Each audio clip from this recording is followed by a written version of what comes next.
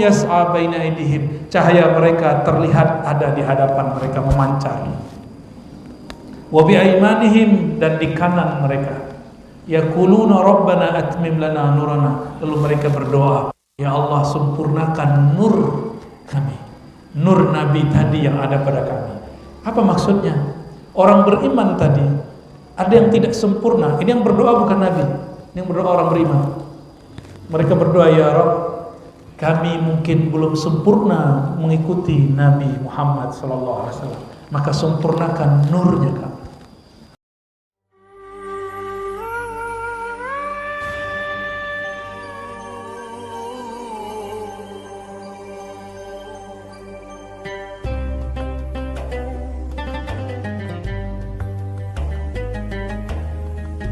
Assalamualaikum warahmatullahi wabarakatuh. Alhamdulillahilladzi ja'alana min ummati sayyidina Muhammad sallallahu alaihi wasallam. Asyhadu an la ilaha illallah, asyhadu anna Muhammadan 'abduhu wa rasuluh. Allahumma fashalli wa sallim wa barik ala hadzal nabiyil karim wa ala alihi wa ashabihi wa li baitihi ajma'in. Amma ba'du. Puji syukur kehadiran Allah Subhanahu wa taala. Salawat salam mari kita kirimkan kepada hadirat baginda Nabi Muhammad sallallahu alaihi wasallam. Sebelumnya kita sudah mengkaji, ini judul kitabnya mungkin sudah ada yang terjemah atau belum ya? Khasaisul Ummah Al-Muhammadiyah, keistimewaan umat Nabi Muhammad sallallahu alaihi wasallam. Makanya salah satu pujian yang sering saya baca, alhamdulillahilladzi ja'alana min ummati Muhammad sallallahu alaihi wasallam. Segala puji kepada Allah, milik Allah yang menjadikan kita umat Nabi Muhammad sallallahu alaihi wasallam. Dulu pernah rencana enggak jadi umat Nabi Muhammad? Kehendak nggak tahu, bukan nggak tahu, nggak ingat. Semua ruh setelah dia menyaksikan nur rububiyah Allah pada Nabi Muhammad di alam ruh, mereka ingin menjadi umat Nabi Muhammad sallallahu alaihi wasallam. Makanya selevel Nabi Musa bermohon menjadi umat Nabi Muhammad sallallahu alaihi wasallam. Dan kita telah menyebutkan khasais ammah. Jadi ada keutamaan umum, nanti ada keutamaan khusus. Ini masih keutamaan umum. Keutamaan umum ada beberapa ya, kita sudah bacakan kemarin 4 Pak ya yang mencatat. Yang pertama itu Raf'ul Isr, diangkatnya beban-beban berat di masa-masa umat-umat terdahulu dan tidak berlaku di umat ini. Saya tidak usah ulang, silakan ikuti, mungkin masih ada rekaman kajian lamanya ya. Yang kedua, di antara semua umat yang mendapat anugerah rahmah yang khusus, rahmah kasih sayang yang khusus, itu umat Nabi Muhammad sallallahu alaihi wasallam. Dan yang ketiga, ja'alahum ummatan wasata. Allah jadikan kita umat wasata. Kita ini bukan umat pertengahan secara time waktu. Tapi wasata itu artinya umat pertengahan secara sikap, akhlak dan ajaran.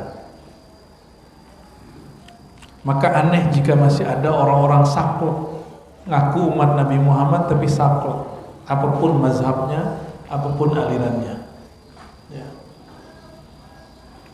Saya kira cuma ahli fikih dulu yang saklek sebagian. Ternyata ada juga orang bertorikot, bertasawuf ngaku saklek juga ya. Jadi ketika dulu kita menyampaikan bahwa hakikat itu asal Syariat itu furu, cabang, maka syariat mengikuti asal. Itu banyak yang protes karena nggak ngerti, ngakunya pembaca kitab tasawuf, tapi ya sudahlah, karena kita tidak mau banyak polemik, karena debat itu bukan salah satu karakter umat Nabi Muhammad, itu karakter Bani Israel. Kita nggak usah debat, ya, baca aja lah kitabnya, ya. Jadi saya mengatakan asy-syari'atu tabi'atun lil haqiqah, itu enggak salah, sesuai dengan perkataan itu.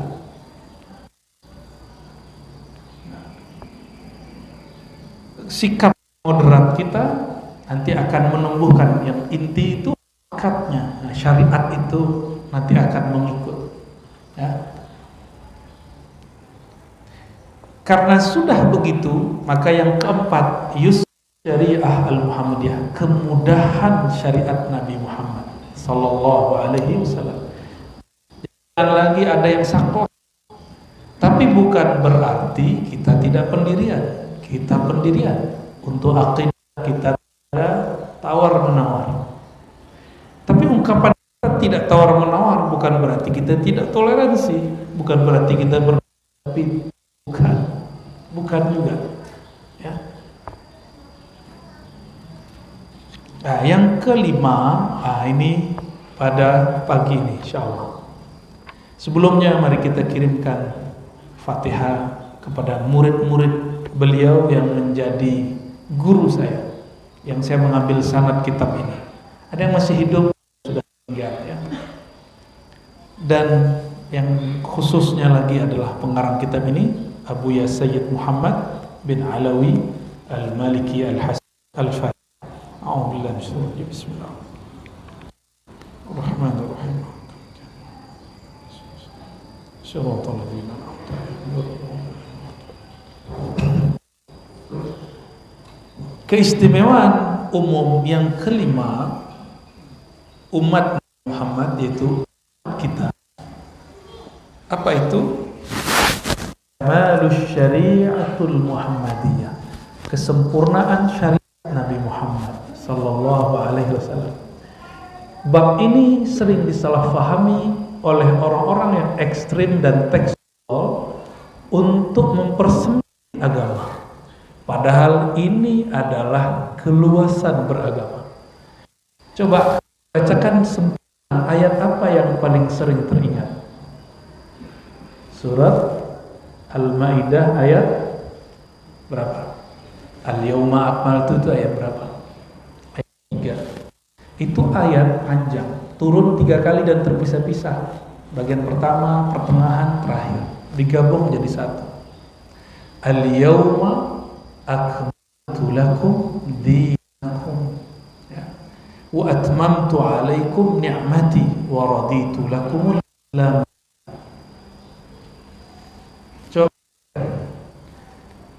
Hari ini, kata Allah, ini turun tahun ke-10 Hijriah. Al-Yawm, hari ini berarti tahun ke-10 Hijriah. Akmaltu lakum, aku telah sempurnakan bagi kamu dinakum, dinmu, agamamu yang sempurna.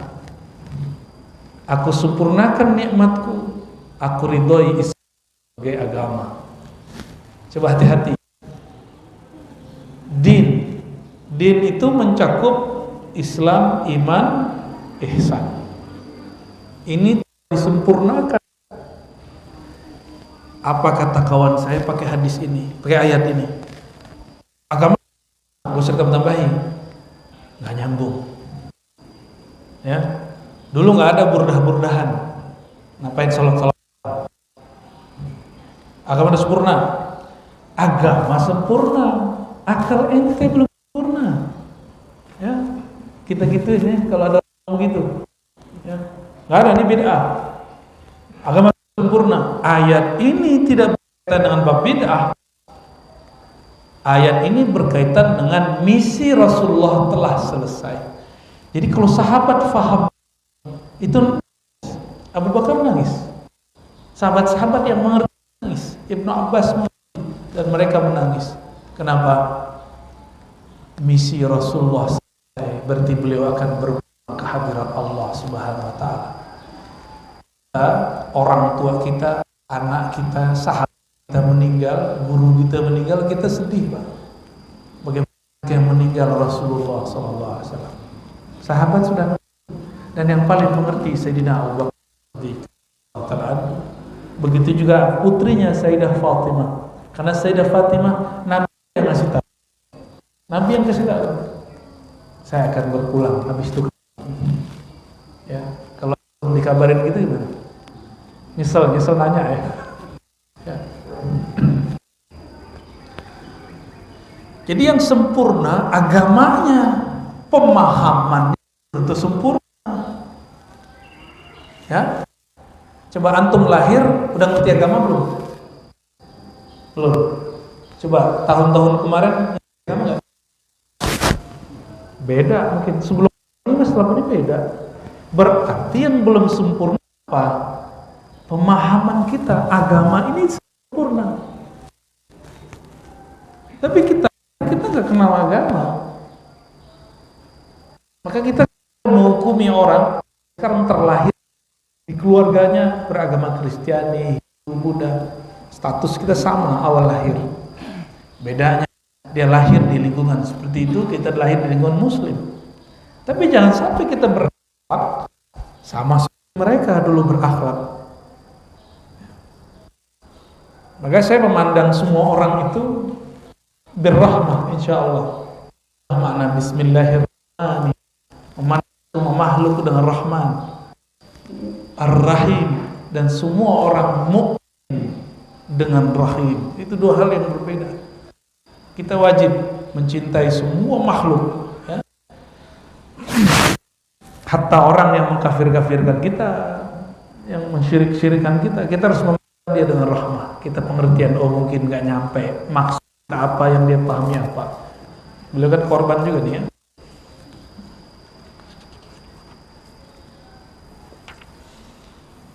Apa kata Abu Muhammad? Hadza i'lamun sharih min Allah tabaraka wa ta'ala bi ikmal al-aqidah wa ikmal al-syari'ah. Ini pernyataan tegas dari Allah Subhanahu wa taala bahwa aqidah dalam agama ini, syariat dalam agama ini sempurna. Ya. Baik dulu, sekarang atau nanti agamanya sempurna. Lagi pemahamannya belum sempurna.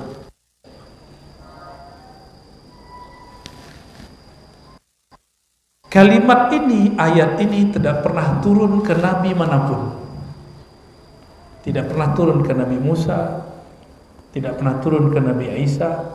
Itulah sebabnya syariat Nabi Musa diperbaharui oleh Nabi Isa. Sedangkan syariat Nabi tidak boleh diperbaharui.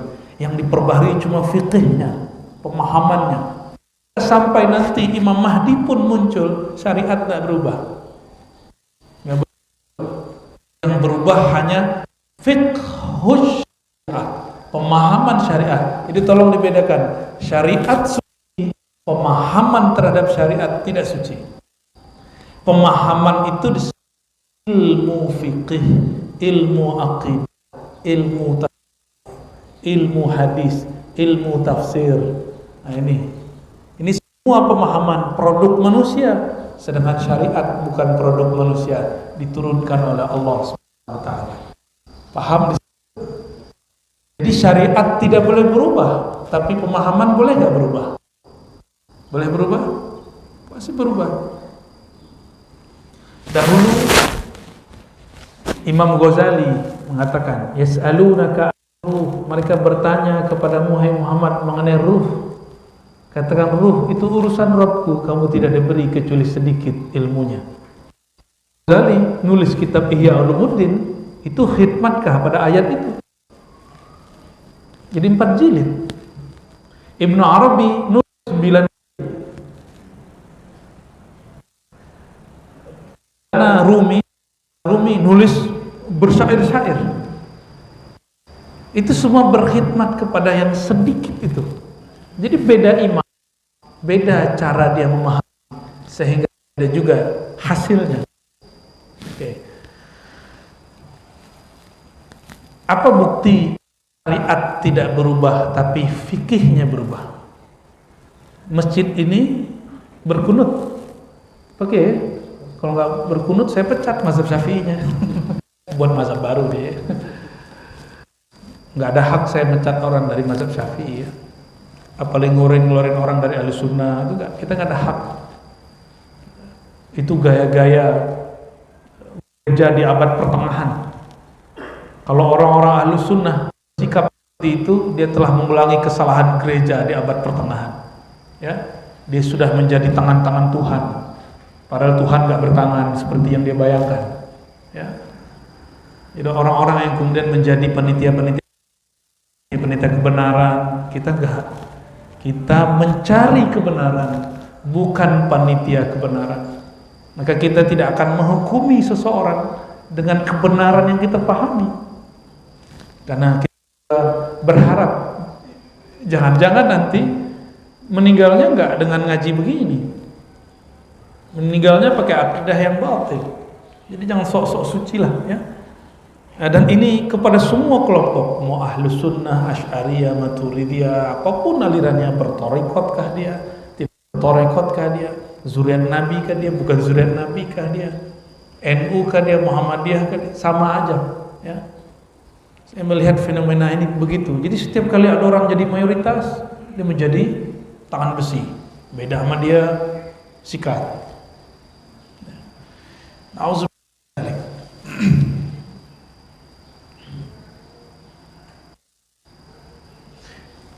Imam Syafi'i sama baca hadis sholat subuh.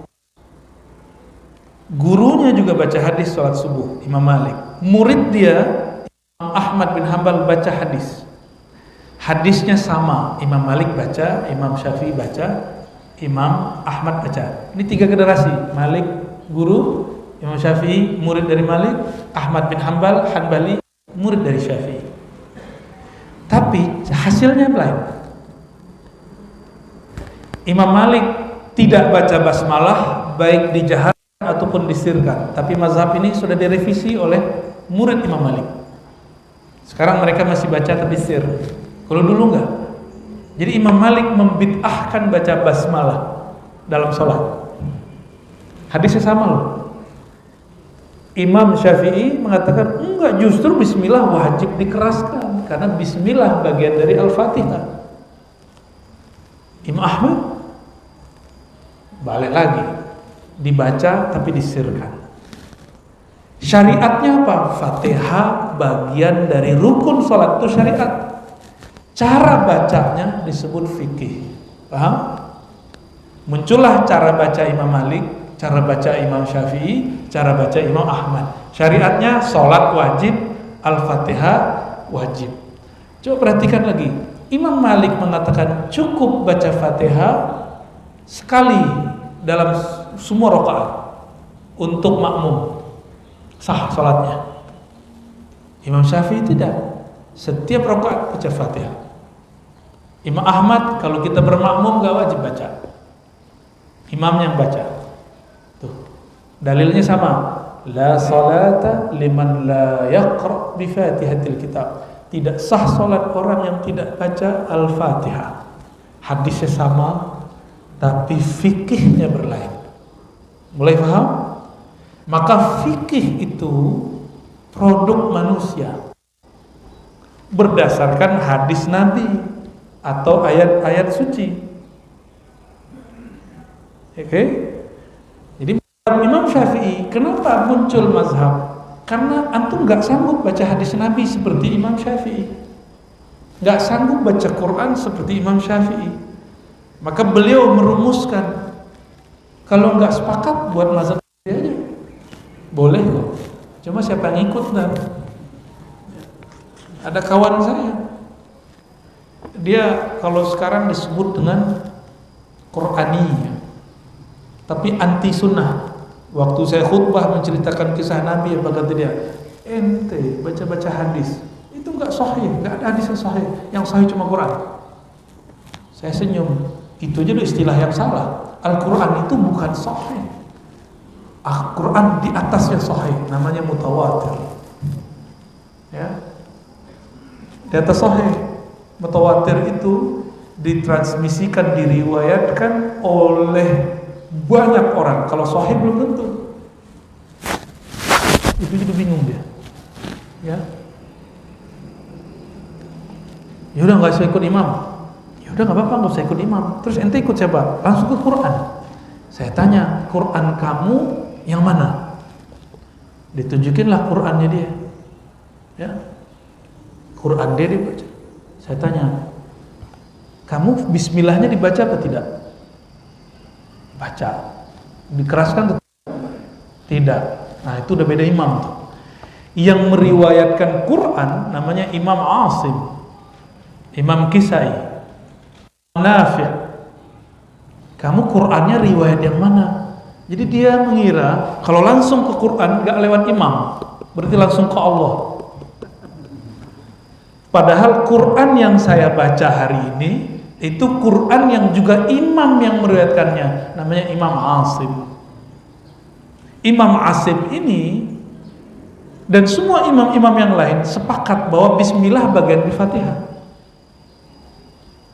Imam Syafi'i mengerti ilmu qiraat. Apa kata Syafi'i? Kalau bismillah bagian Fatihah wajib dibaca di dalam sholat jahar.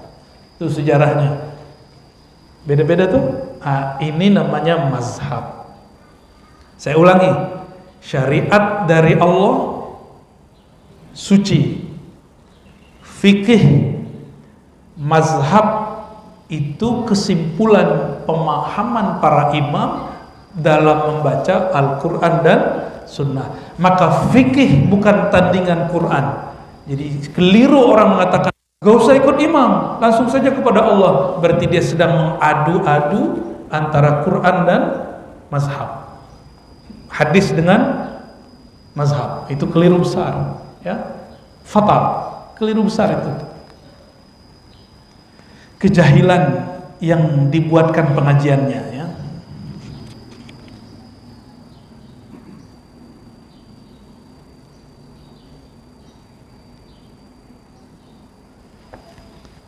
Lalu ayat ini bermakna bahwa syariat Nabi Muhammad SAW berlaku untuk semua suku bangsa. Jadi agama yang agamanya turun kepada semua suku bangsa cuma ajaran Nabi Muhammad SAW. Nabi Adam gimana? Nabi Adam istrinya cuma Sayyidatuna Hawa yang kita tahu. Gak tahu ada istri yang lain apa enggak. Apakah ada istrinya di kalangan jin? Saya nggak tahu ya, belum ketemu riwayatnya. Kayaknya ketemu riwayatnya nggak? Nabi Adam punya istri jin gitu. Aneh belum ketemu juga soalnya. Soalnya ada yang ngaji begitu sekarang ya. Kalau dia punya data silakan, nggak ada masalah. Tapi kalau nggak punya data jangan mengada-ada terhadap baginda Nabi Adam alaihissalam.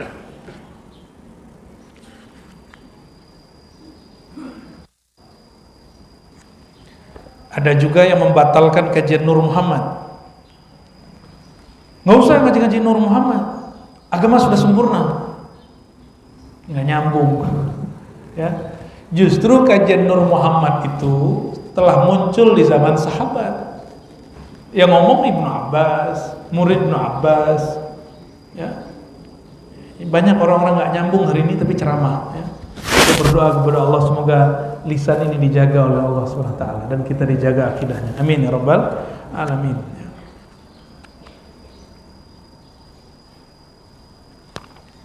Berdasarkan itu semua, tatajaddad fiqh syariah wala tajaddadu syariah, ya.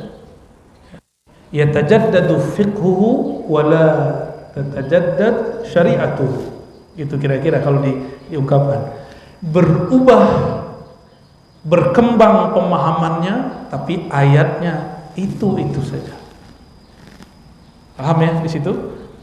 Oleh karena itu, penghukuman terhadap bid'ah itu bagian dari fikih atau syariat. Saya menilai ini bid'ah, itu fikih atau syariat? Fikih. Dulu orang mengatakan ini bid'ah, sekarang bisa jadi nggak bid'ah. Ya. Zaman dulu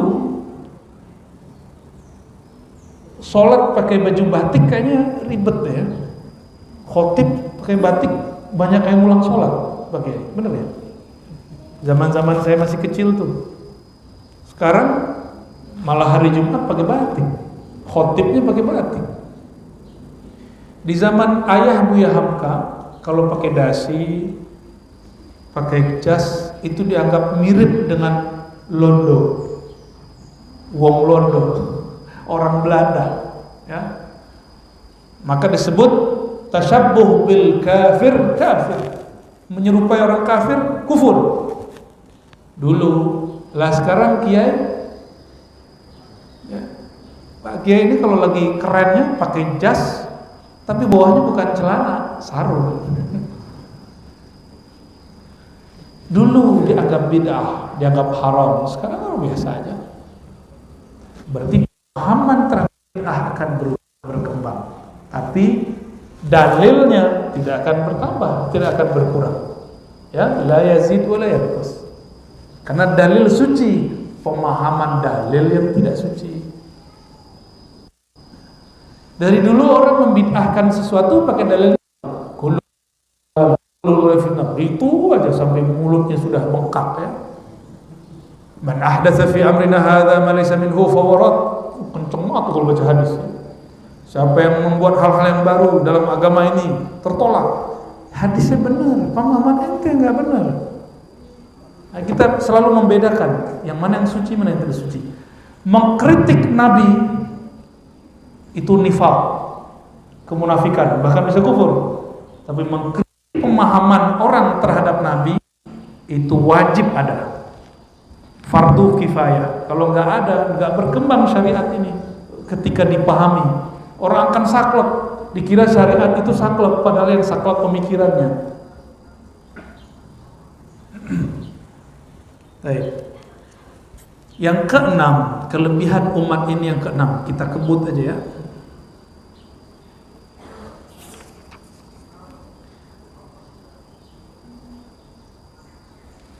Jaminan cahaya bagi umat Nabi Muhammad. Nah, ini ada ayatnya dan hadisnya. Surat At-Tahrim ayat 8. Coba perhatikan. Kiamat semua orang hina kecuali dua kelompok. Al-Anbiya wal Mu'minun, dua aja. La yukhzillahu an-nabiyya walladzina amanu ma'ah. Hari, yaitu hari kiamat, Allah tidak menelantarkan nabi dan orang beriman. Ada syaratnya, ma'ahu, bersamanya nabi. An-nabi di sini siapa? An-nabi pakai alif lam. Nabi Muhammad sallallahu alaihi wasallam. Nah, ini khususan Nabi Muhammad SAW. Nama beliau hanya disebutkan di Quran mim ha mim dal Muhammad. Nama jasadnya hanya 4 kali. Sahihnya nama nubuatnya An-Nabi, Rasul, Rauf, Rahim, Muzammil, Muddathir. Itu nama Nabi semua. Ya. Bahkan ada tafsir beberapa ulama ya, wal asr. Itu wal asr kan kita mengartikannya demi masa. Ya. Demi waktu. Tapi al asr itu siapakah ada di waktu itu?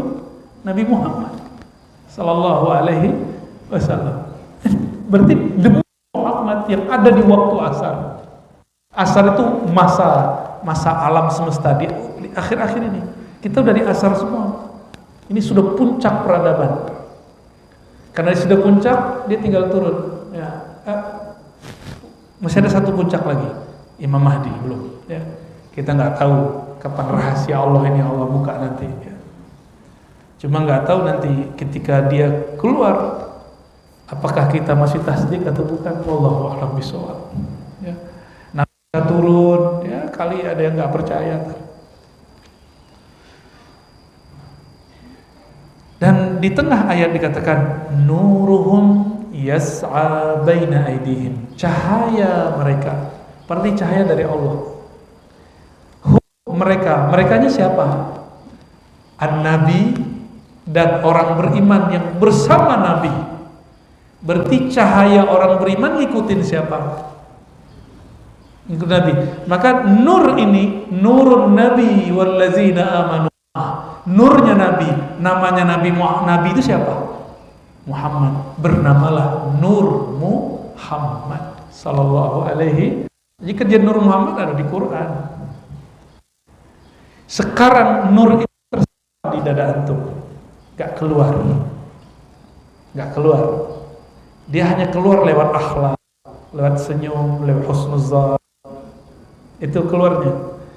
Nanti pada hari kiamat cahaya itu Allah buka, dan siapa saja yang nur Muhammad itu masih hidup di dalam qalbunya, tidak padam, dia akan dilihat oleh Allah Subhanahu wa taala. Nuruhum yas'a baina aydihim, cahaya mereka terlihat ada di hadapan mereka, memancar. Wa bi aymanihim, dan di kanan mereka. Yaquluna rabbana atmim lana nurana, lalu mereka berdoa, ya Allah sempurnakan nur kami, nur Nabi tadi yang ada pada kami. Apa maksudnya? Orang beriman tadi ada yang tidak sempurna. Ini yang berdoa bukan Nabi, ini yang berdoa orang beriman. Mereka berdoa, ya Rabb, kami mungkin belum sempurna mengikuti Nabi Muhammad SAW, maka sempurnakan nurnya kami. Itu maksudnya. Karena di hadis Nabi mengajarkan, ya Allah beri cahaya depan kami, belakang kami, kanan kami, kiri kami, atas kami, dan juga jaga kami dari bawah kami. Itu nur. Itu yang disebut nurun ala nur. Nur itu adalah nur Nabi Muhammad sallallahu alaihi wasallam. Ada orang-orang yang kasyaf dapat melihatnya. Ya. Waqad waddahat as-sunnatul musharrafah hadhihi al-khususiyah kama thabata fil hadis anna Nabiy sallallahu alaihi wasallam qala, dan Nabi dalam hadis mulianya mengatakan, nah ini garansi dari Rasulullah, penjelasan ayat ini. Inni la a'rifu ummati yaumal qiyamah. Kan kita bertanya, sebanyak ini umat manusia, yang Habib cuma berapa orang nih? Beliau aja nih ya. Kita bukan. Terus Nabi kenal kita lewat apa? KTP nggak ada. Antum punya KTP nggak tahu? Dukcapil udah nggak ada. Maka nama KTP kita nggak laku, nama jabatan kita nggak laku, gelar kita nggak laku. Hatta gelar kiai ustadz itu nggak laku di sana. Apalagi cuma gelar-gelar biasa. Lalu dengan apa Rasulullah kenal kita? Rasulullah mengatakan, inilah arifu ummati yaumal qiyamah min bainil umam. Di antara umat manusia dari Nabi Adam sampai umat akhir zaman, aku mengenal mana umatku dengan satu cara. A'rifuhum. Ya, ada beberapa cara ya, 3 di sini. A'rifuhum yu'tauna kutubahum biaimanihim. Kitab mereka diberikan dari kanan. Nah, maka kalau orang mimpi ada sesuatu dari kanan, dapat kitab dari kanan, itu kabar baik. Itu simbol. Ini simbol ya. Yang kedua, jadi Nabi pas lihat ada pembagian laporan kitab amal dunia, mereka menerimanya dari kanan. Langsung Nabi, oh itu umatku. Yang kedua, bisimahum fi wujuhim min athari sujud.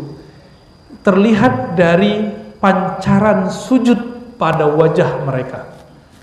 Pancaran, bukan bekas ya. Kalau yang sujud kulitnya mungkin sensitif, mungkin ada bekasnya. Pakai itu nggak ada, atasnya dikit pakai nggak ada. Nggak ada. Berarti bukan bekas itu. Tapi kalau saya ada bekasnya nggak apa-apa.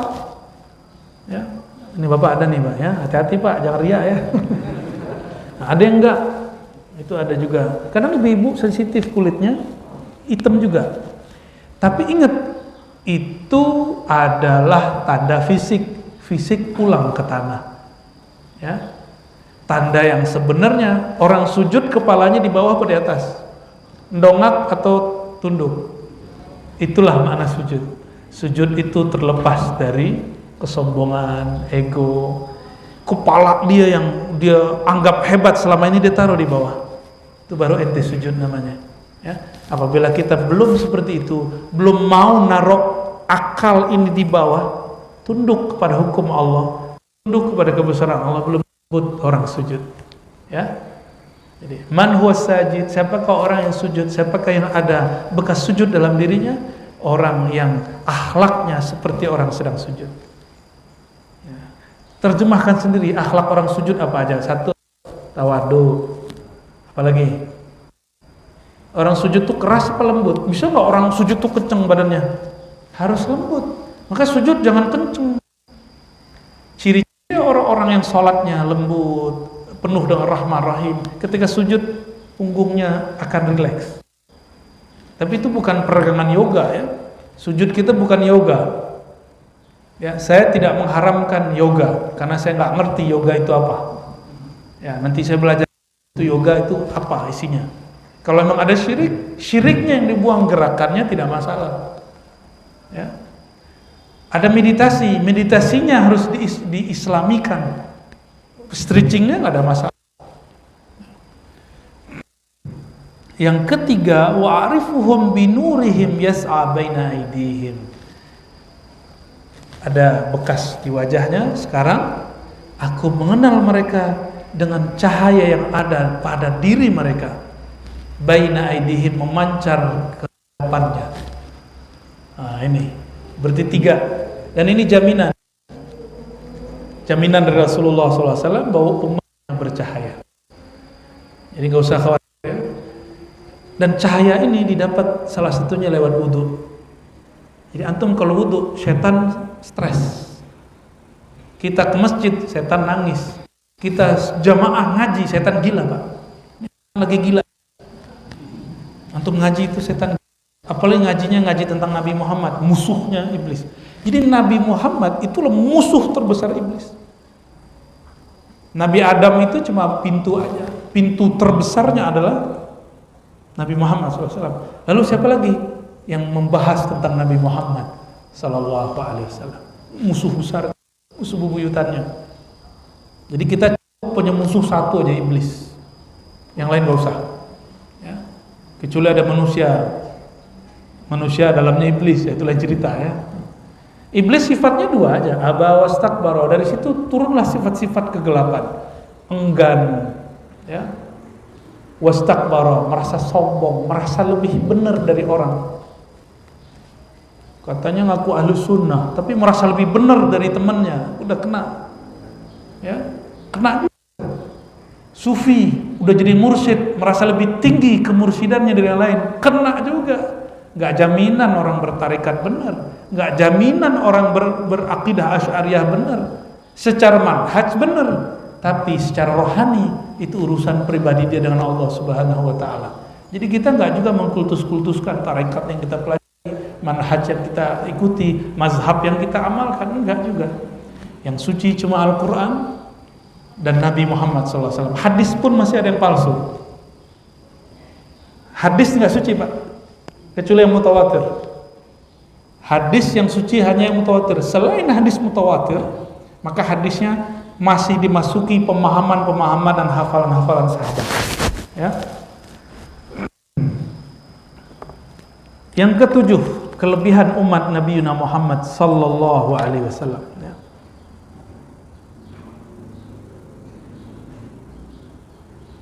Disebut khair ummah, sebaik umat. Ini ayat kuntum khairu ummatin, surah Al-Imran 10. Kuntum khairu ummatin ukhrijat linnas. Kamu adalah umat terbaik yang dikeluarkan untuk manusia. Kalimatnya pakai li. Ini menunjukkan bahwa kamu adalah hadiah bagi manusia.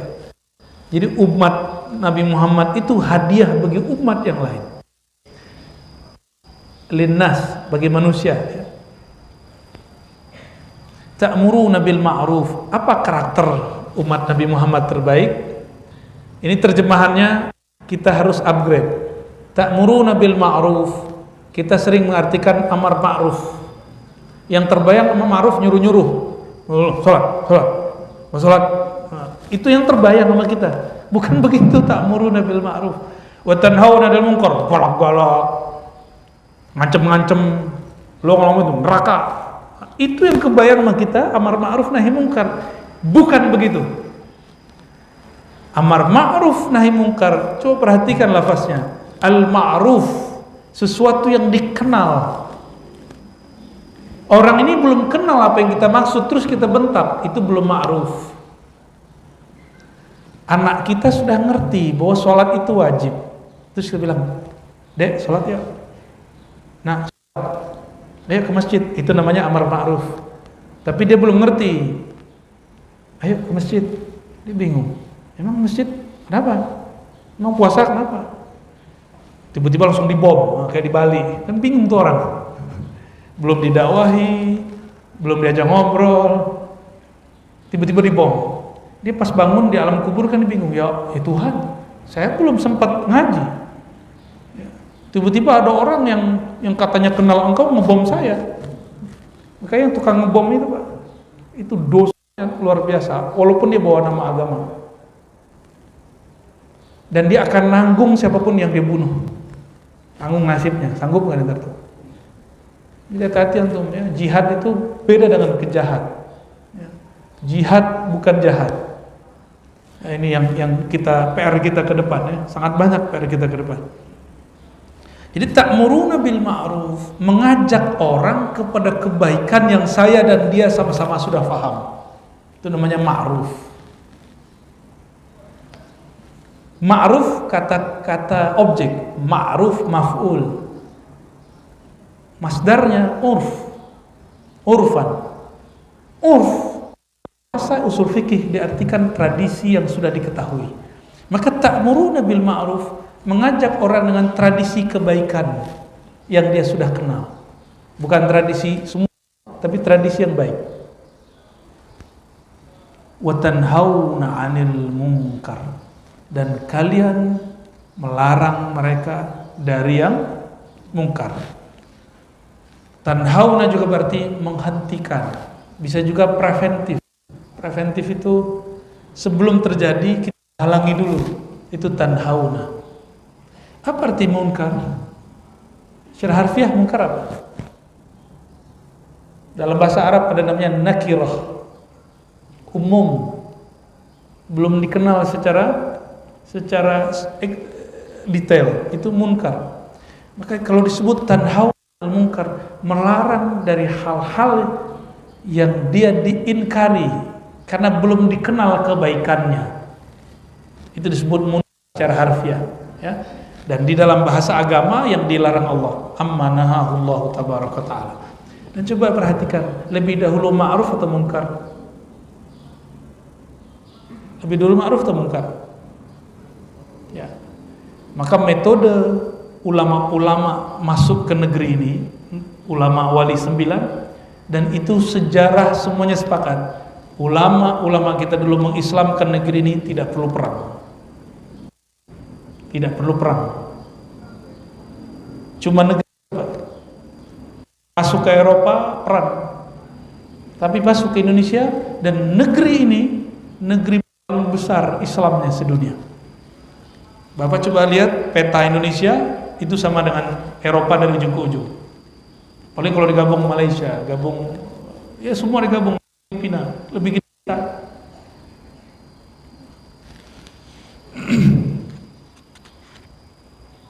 Antum tuwaffuna ummatan antum khairuha wa akramuha 'ala Allah azza wajalla. Ada 70.000 umat. Ada 70 umat. 70 umat. Dari umat 70 itu, kamulah yang terbaik dan paling mulia. Khairun wa akram. Kita yang paling mulia. Jadi di sini bukan ras. Bukan berarti ras Arab, ras Eropa, ras India, ras Cina, ras pribumi lebih mulia, enggak ya. Tolong hindari kata-kata itu ya. Dan saya tidak suka dengan kata-kata pribumi. Itu ras. Cek aja gennya ntar. Siapa tahu bukan pribumi ya.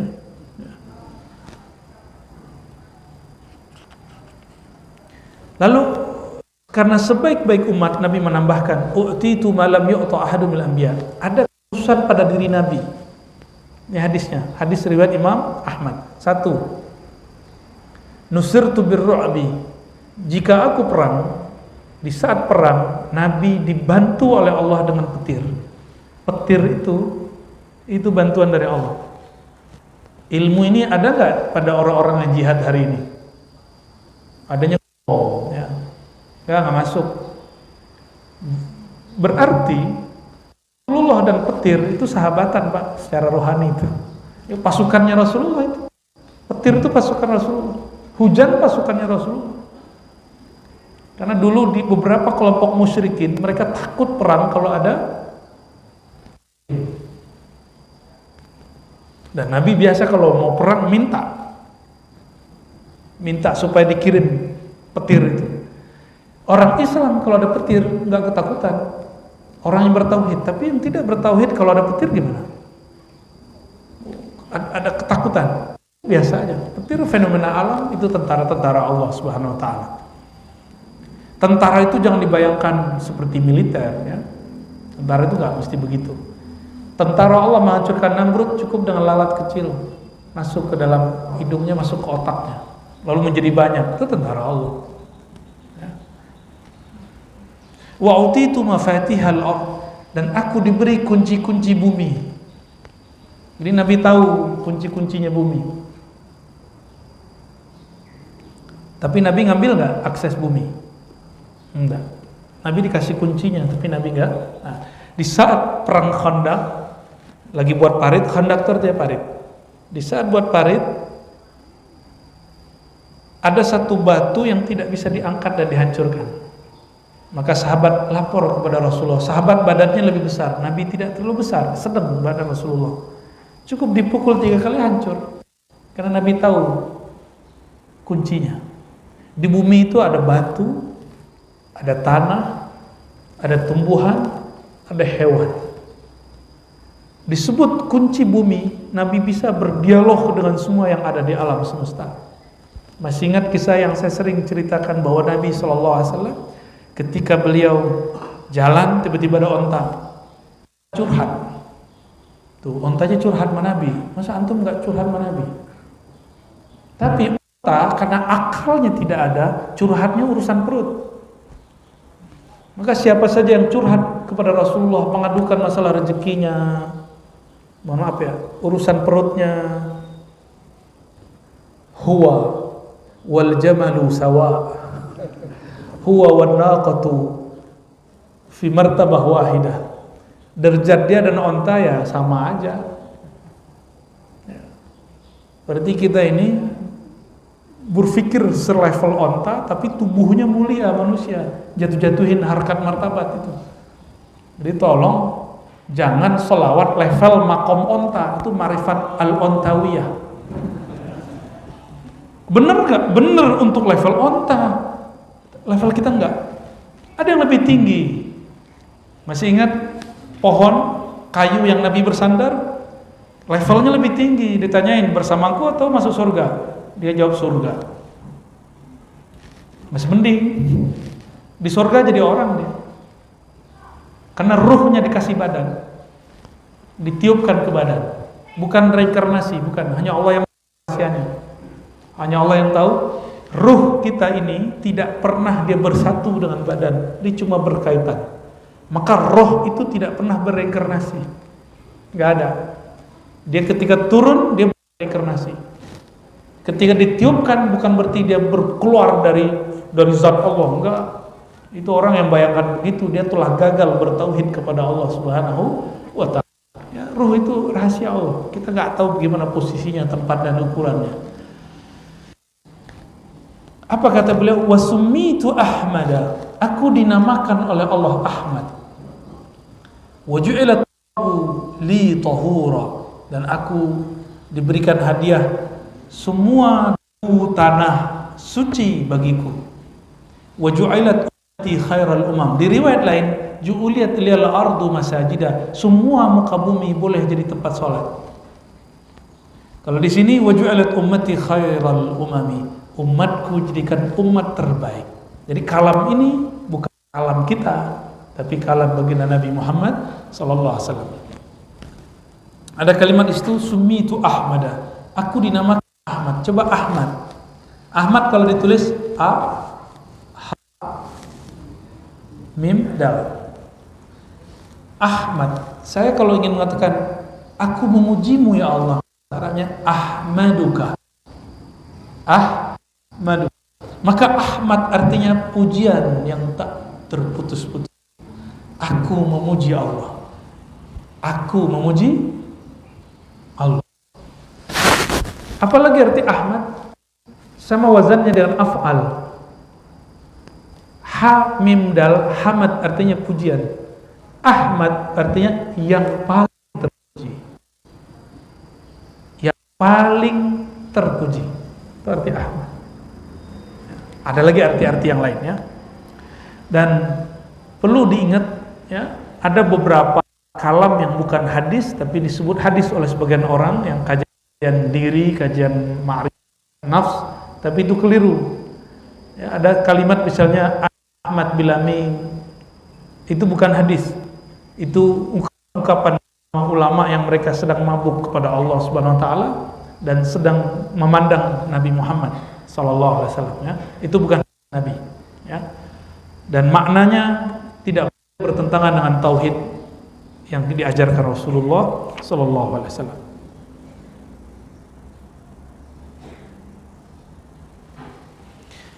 Ma'ruf dan mungkar, nah ini karakter umat Nabi Muhammad. Ada kema'rufan yang zahir, ada kema'rufan yang batin.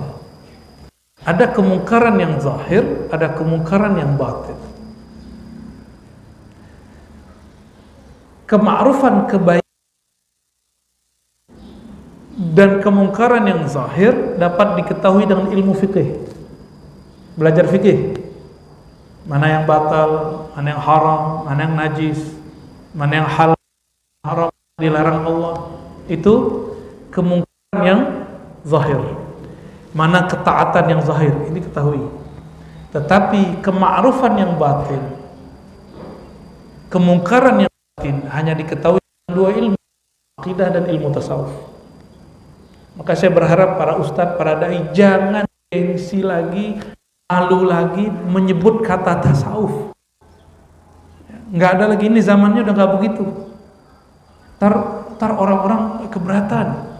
Kita sebut aja dengan tazkiyatun nafs. Dulu orang belum kenal tasawuf. Sekarang orang sudah tahu apa itu tasawuf. Kita nggak usah lagi malu menyebut tasawuf. Perjuangan Imam Ghazali nulis kitab 4 jilid, imam-imam itu kurang apa? Sehingga kita masih malu dengan mazhab Ibnu Taimiyah yang baru muncul belakangan. Masa cuma mazhab satu Ibnu Taimiyah bisa mengalahkan tarekat yang 40, 70, mazhab yang 4. Antum nggak pede berilmu karena nggak bersanad kepada Allah, tidak bersanad kepada Rasulullah, tidak bersilsilah kepada para imam. Kenapa saya percaya diri Pak ngajarin mazhab, aqidah, bertasawuf? Karena kita punya guru.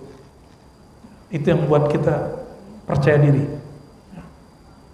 Barangkali itu. Jadi antum kalau punya guru percaya dirinya tinggi. Karena ada orang di luar sana tidak bersanad malah menghantam sanad, tidak bermazhab malah anti mazhab, tidak bertasawuf malah anti tasawuf, tidak ahlus sunnah asy'ariyah malah mengatakan akidah asy'ariyah sesat. Itu pede loh. Dan dengan bangganya mereka mengatakan orang tua Nabi masuk neraka. Itu pede mereka. Kapan kita akan menjadi percaya diri? Ya, percaya diri ya. Para ustadz, para syaikh, para dai harus lebih percaya diri. Jangan hanya ingin menyenangkan jamaah dan pengurus masjid. Pengurus masjid nggak mau nih gunain tasawuf, udah cari masjid yang lain. Ya. Nanti pengurusnya ada yang protes, ya udah cari masjid yang lain. Emang masjid cuma satu doang. Ini makna hadis. Wa ju'ilat liyal ardu masajidah. Jadikan bumi bagiku masjid-masjid. Nggak boleh di masjid, cari masjid lain. Nggak boleh tempat ini, cari tempat lain. Nanti Allah akan buka. Dan toh buktinya sekarang orang udah biasa ngomong tasawuf. Bener gak? Udah gak ada aneh. Antum gak ngaji tasawuf, ngaji hikam selama 2 tahun ini? Ya, lewat YouTube kah? Ya. Alhamdulillah.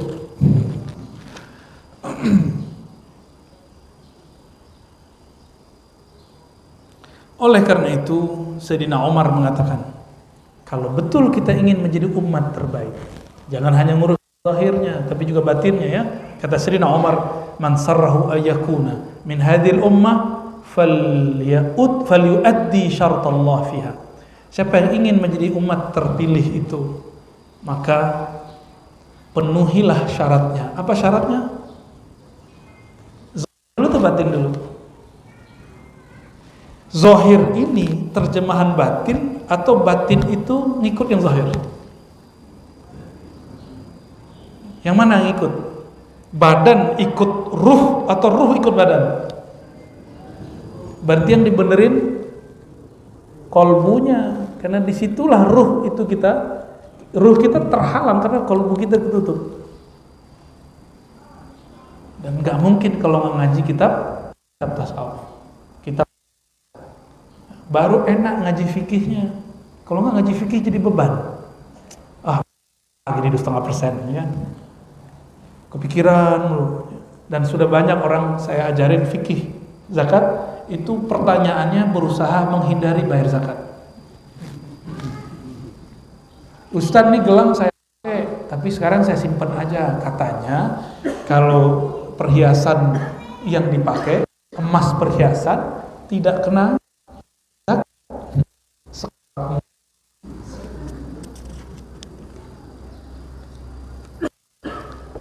Dan Imam Bukhari disebutkan, la tazalu ta'ifatun min ummati zahirina 'alal haqq la yadurruhum man khalafahum. Senantiasa muncul di umatku sekelompok orang, ini kalimatnya ta'ifah, bukan banyak. Ta'ifah itu lebih kecil dari firqah.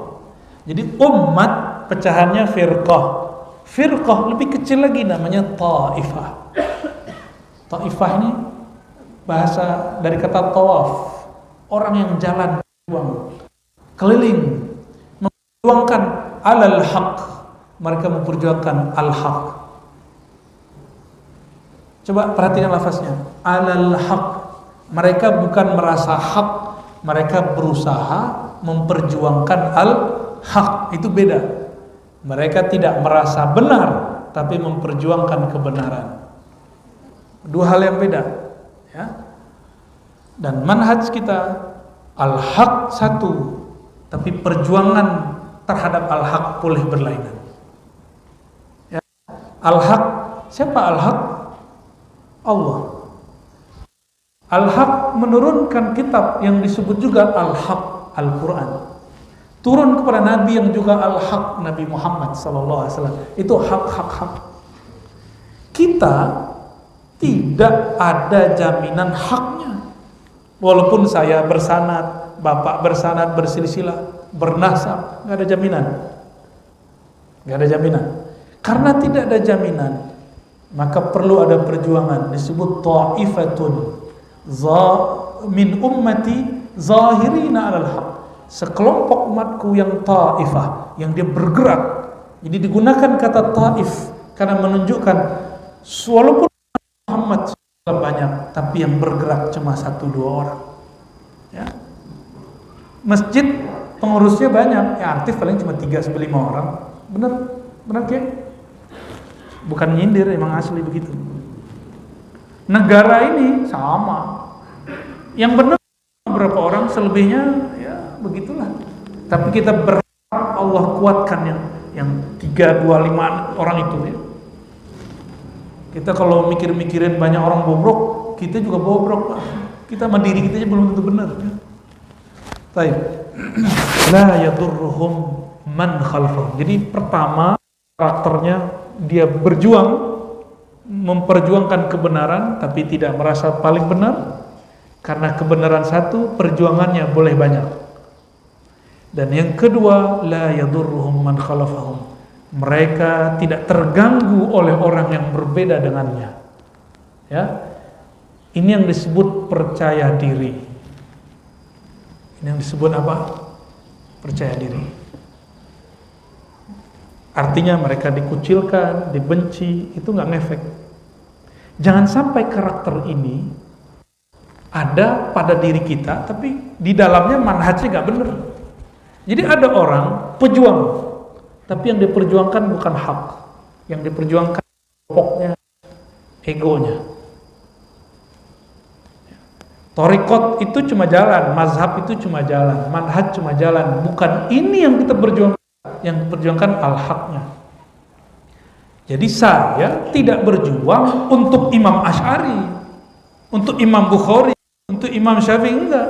Saya berjuang untuk al-haq. Maksudnya, maka kita tidak mengkultuskan Imam Asy'ari, tidak mengkultuskan Syekh Abdul Qadir Jilani, walaupun kita ngambil thariqahnya. Jadi jika ada orang mengkritik thariqat kita nggak ada apa-apa, nggak marah, kita nggak marah. Tapi jika dia kritik al-haq, baru kita marah. Maka marahnya marah kelompok, tapi marahnya marah keruhanian. Ruh marah, kemarahannya permanen, dan ada rahmah di dalamnya. Ya. Wassallallahu ala nabiyina Muhammad rabbana atina fid dunya hasanah wa fil akhirati hasanah wa qina adzabannar walhamdulillahi rabbil alamin wa sallallahu ala sayyidina Muhammad. Assalamualaikum warahmatullahi wabarakatuh.